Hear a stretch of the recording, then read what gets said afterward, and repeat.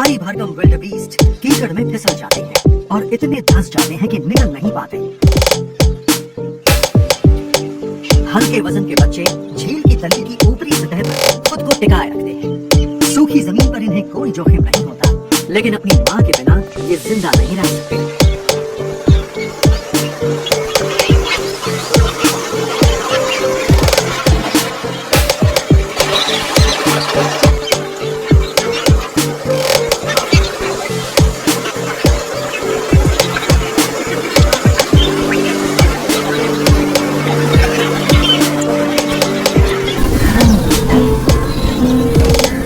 कुछ विल्डबीस्ट के मर जाने से उनकी कुल तादाद में कोई खास फर्क नहीं पड़ता।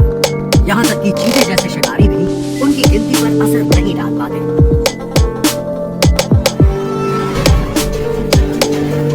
इस मादा ने 5 बच्चों को पाल पोस कर बड़ा किया है।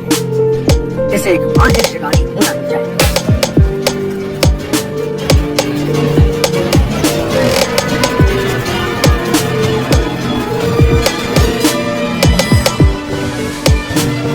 लेकिन माहिर शिकारी को भी नाकामी झेलनी पड़ती है।